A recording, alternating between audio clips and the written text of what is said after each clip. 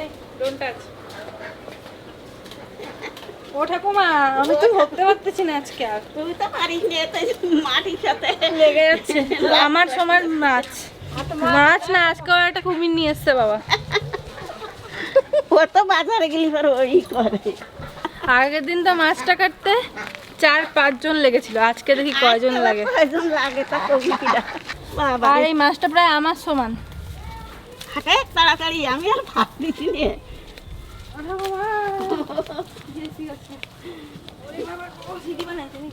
বাবা হাটে তো মাটিতে পড়ে দিবেন। তা কি করবো আমি আর পারছি না।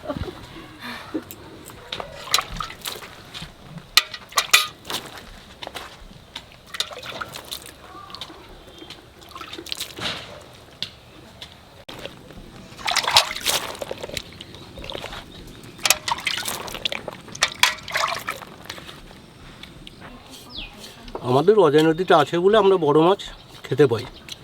এই মাছটা অনেকজনকে দিতে হবে। রাস্তায় আস্তে আস্তেই বলছে দাদা 1 পিস পাই যেন। সিবি কে বানাইছে এখানে? ঢুকতেছে না রে দাদা, হচ্ছে সরুর দরকার। আজকের আবার কয়জন লাগে দেখো কাটতে। আর বল মাছ তো লম্বা হয় না খুব, দেখতেও ভালো লাগে, খেতেও ভালো লাগে। উঠবে, কিন্তু আমি ভাবছি বাবা ওই আমরা যেগুলো রান্না করবো একটু চামটা ফেলে দেবো নাকি? চামটা ফেলে দিলে কিন্তু খুব কম ফুটবে। বসছি নয়, এগুলো সেই জিলাপি জাল আছে না, এই তো এই সাহেবডাঙ্গার একজনা পেয়েছে।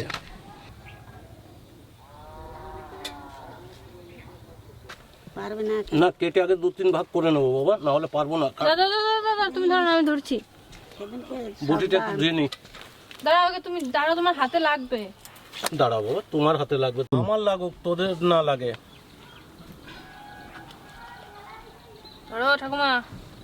আরে এই যে স্লিপ হয় লাগে। এখানে একটু কেটে নিই বাবা, আমি ছোট ছোট করে কেটে নিই, না হলে তাহলে অসুবিধা হবে। ওরে বাবা রে দাদা, তোমার হাত বিশাল স্লিপ, মাছটা একটু মাটি লাগেনি হাতে।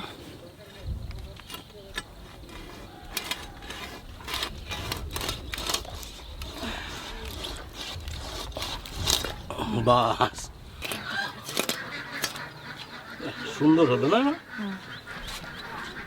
বাপরে, এবার গলাটা কেটে দিই।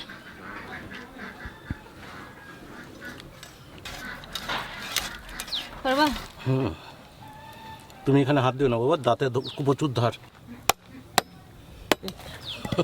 সেই রকমই ব্যাপার দাদা। তুমি বাজারে গেলে কি খালি ওই বড় মাছের দিকে নজর যায় না? আমি খবর পেয়ে যাই দাদা, আমি খবর পেয়ে যাই। যাই হোক, বলের হেভি স্লিপ কিন্তু। হ্যাঁ, বটিটাও তো কায়দা মতন সে মাছ বাজারের মতন বানাইছে। বাবা বানিয়ে দিয়েছে, এত বড় বটি নাই। বাবা যা বানিয়ে দিয়েছে বটি, শুধু মাংস। বল মাছের এই একটা ব্যাপার, কাঁটা কম তো।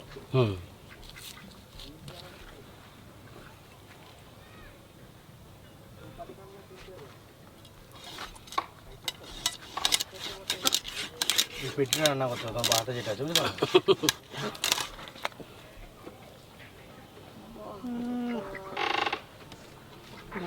এসো,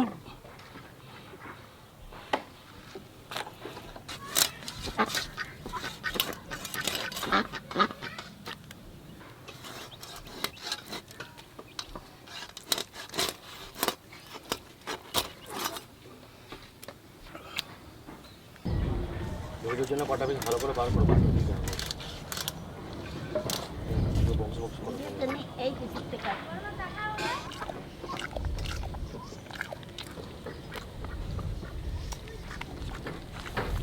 তোরা কি খাবি?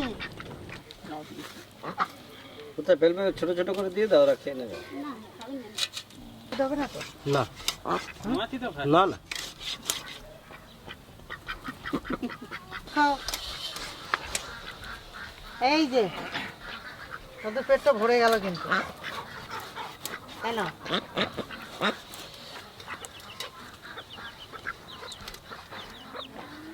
এলে তুই খা, তুই খা।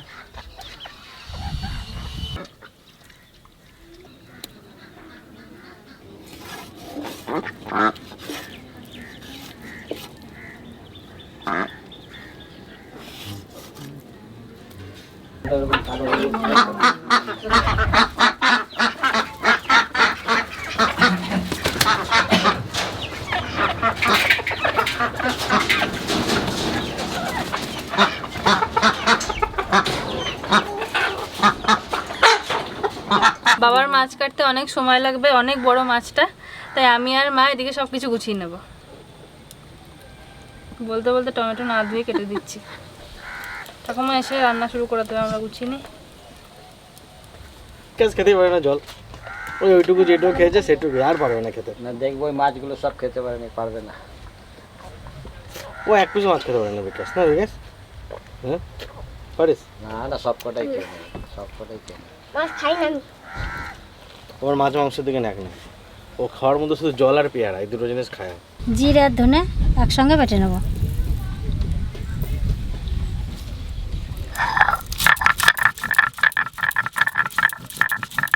কোথায় যাবে তাহলে ঘুরতে এবার? উত্তরাখণ্ড নালে গোয়া। না দীঘা যাবে? না ওই যাবো না, থাক।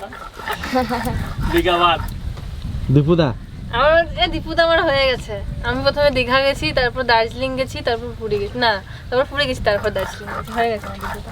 চন্দনা তুমি তো বাঙালি গো, বাঙালি মানে কি? চন্দনা শুধু দীপু হয়েছে, দা হয় নাই।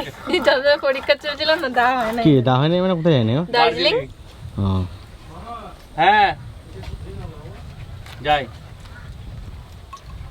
তাহলে কোথায় যাবে চন্দন? গোয়া নাকি না উত্তরাখণ্ড? উত্তরাখণ্ড না, যাওয়ার কেদারনাথ? ইচ্ছা আছে। কেদারনাথ গেলে ঋষিকেশ যাওয়া হবে, কেদারনাথ হয়ে যাবে। অনেক জায়গায় ঘোরা যাবে কেদারনাথ গেলে। তো চ কেদারনাথ চ, কেদারনাথ যাবে ফাইনাল। আর নাকি 20 দিন পর বরফ পড়বে, চন্দন বলছে ওখানে। কি বলছো? হ্যাঁ, অক্টোবর হয়ে গেলে তো বরফ পড়ে। হ্যাঁ ওখানে তো সিজন হচ্ছে অক্টোবর নভেম্বর। চ চ চ চ। এখনই এমন করছে আমি ওখানে যাবে। অক্টোবরে 1 তারিখে পুজো, দুর্গা পুজো। পুজোটা পেরোক তারপর। মাছ তো কাটা কমপ্লিট হয়ে গেল, তা এখন মাছ কাটা সুন্দর করে ধুয়ে নিয়ে আসতে হবে। সেদিনকেও 13 কিলো মাছ এনেছিলাম, আত্মীয় স্বজন, ছেলের বন্ধু বান্ধব সবাই খুব আনন্দ করে খেয়েছিল। এক পিস করেই ভাগে পাচ্ছে না, এত লোকজন হয়েছে। আজকেও তাই, সবাই মিলে খাবো, সবাই মিলে খেলে খুব ভালো লাগে, তার একটা স্বাদই আলাদা। হ্যাঁ মামা বাড়ি মাছ পাঠালাম, আর মাথাটা মামা বললো যে আমি মাংসের মতন রান্না করে খাবো, ওরা তুই নিয়ে যা। আর মেসের জন্য দিলে তো? হ্যাঁ তোমার বড় মেসের জন্য দিলাম।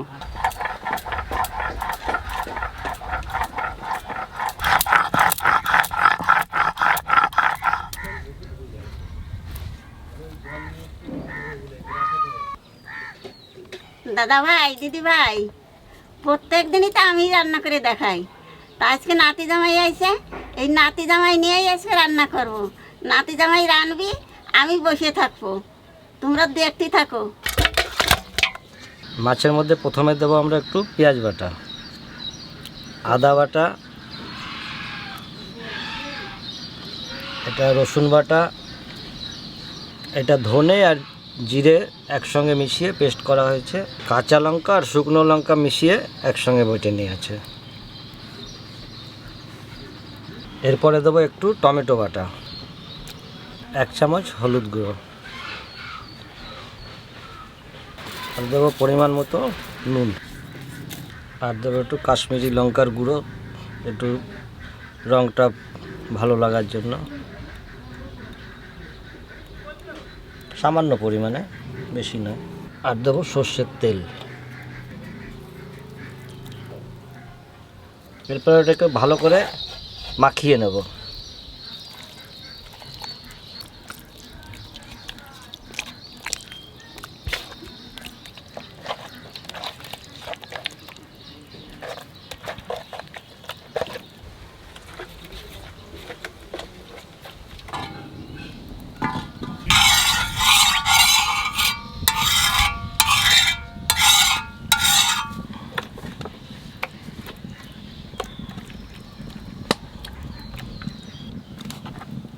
এবার মাছগুলো তাওয়াতে একটা একটা করে পিস সাজিয়ে দেবো আমরা।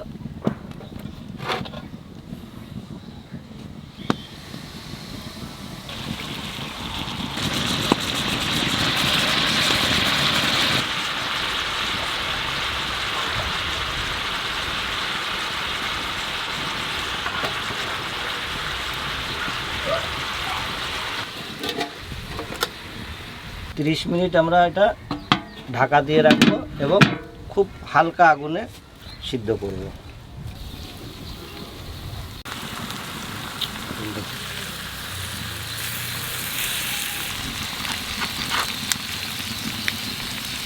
আমরা আবার 30 মিনিট ঢাকা দিয়ে এর যে রসটা আছে মাছের, পুরো রসটাকে আমরা শুকিয়ে ফেলবো।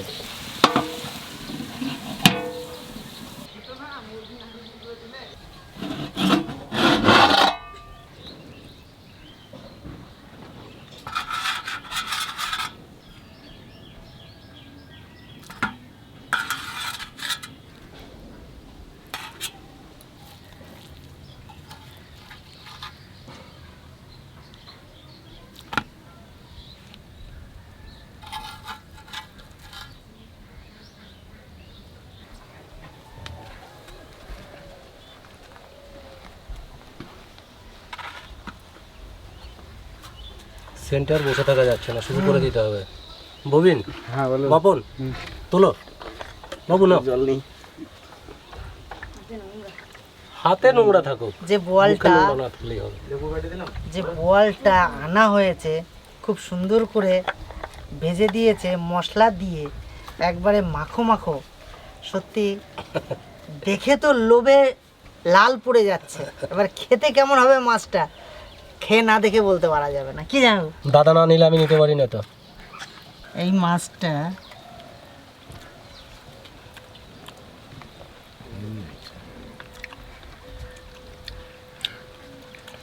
দারুণ দারুণ তো মাছটা সিদ্ধ হয়েছে কত, দেখ মাছটা দারুণ হয়েছে।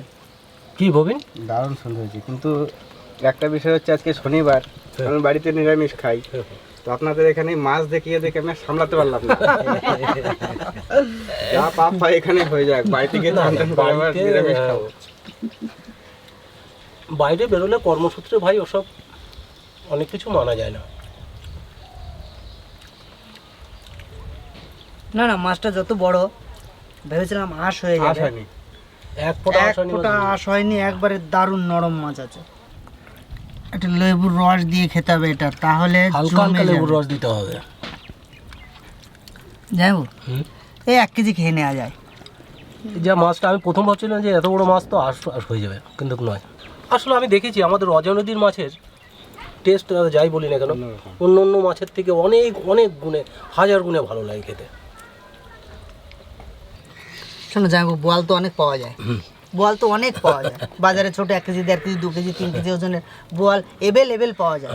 কিন্তু এরকম এই যে 10 কেজি 11 কেজি 12 কেজি ওজনের এক একটা বোয়াল, এগুলোর মানে কি বলবো, মানে দেখার তো খুবই ইচ্ছা, কিন্তু আজকে তুমি আমাকে দেখালে আর খাচ্ছি, সত্যি মানে খুবই মানে মজাদার একটা মাছ। সেটাই হচ্ছে ব্যাপার, টাকা পয়সা নিয়ে কেউ আসেনি, কেউ যাবে না, না কিন্তু কেজি সবাই মিলে বসে আনন্দ করে খাচ্ছি। আচ্ছা বয়েল মাছ তো এটুকুই মনে সবাই থাকবে। খাও, হুম, আর সাজরা কিরম আছে তাই খাও। দারুণ দারুণ দারুণ সুন্দর হয়েছে। দারুণ। আমি নিজে বানিয়েছি বলে নয়, সত্যিই খুব সুন্দর হয়েছে। বাবুন নাও ভাই। তো ওই জায়গা বসলে আর ভালো হতো না। তবে সেদিনে ওই যে বাঘাটটা এনেছিলে, এখানে তো আমি ভাগে পেলাম না, আমার বাড়িতে দিয়েছিলে, ওখানে বসে খেলাম, ওরে দারুণ মাছ। বাঘা আটটা কম করে 100 জনা খেয়েছে, পরের দিন আরো ভালো, কম করে 100 জনা খেয়েছে। না, মাছটা যখন তুমি নিয়ে এলে ফুটবল তখন মাঠে তো জেন্ত ছিল। আজকের মাছটা কতজনা নিয়েছো? আজকে মোটামুটি 50 জনা খাবো। মানে আশেপাশে সবাইকে দেয়া হয়েছে তো? হ্যাঁ। আচ্ছা, আমার বাড়িতে তো প্রায় 1.5 কেজি পাঠিয়েছো। তোমরা দুজন আছে যে ভাই, খোকনদার তুমি। বাহ, এত বড় বড় পিস, 2 পিস তো আমি খেয়ে নিলাম। খেয়ে নিলে না? খাও খাও। তবে চামটা কত মোটা হয়েছে দাদা। হুম, বোয়ালটা ভাজতে খুব তবে এই অসুবিধা। সিস্টেমে রান্না করলে তো থাক। ফুটবে না, না, গায়েও পাবে না। হোটেলে এক ফোটাও হোটেল মানে যাদের বল মাছ অনেকে ভালোবাসে, ফোটার ভয় নেয় না, তো এইভাবে রান্না করলে তো তাদের গায়েও ছিটিয়ে যাবে না। না, এবং সুস্বাদু তেল খাবার। মাখিয়ে হ্যাঁ, আর খেতেও তো ভাজলে দারুণ। ফোটে না শুনেছি। এমনি মাছের ঝোল অনেক খেয়েছি বল মাছের, এরকম তো ফার্স্ট টাইম খেলাম। আমার তো মাছের ঝোলের থেকে অনেক ভালো লাগছে। এই যে মশলাটা রয়েছে, এই মশলাটা দিয়ে ভাত মাখিয়ে খেলেও ব্যাপক লাগবে। পুরো ফ্লেভারটা বাইরে বেরোতে পারে না, পুরো মশলাটা ঢাকা ছিল, পুরো ফ্লেভারটা মাছের রয়ে গেছে। কিন্তু একটা গন্ধ যখন থাকে বল মাছের, সেই গন্ধটাও নাই।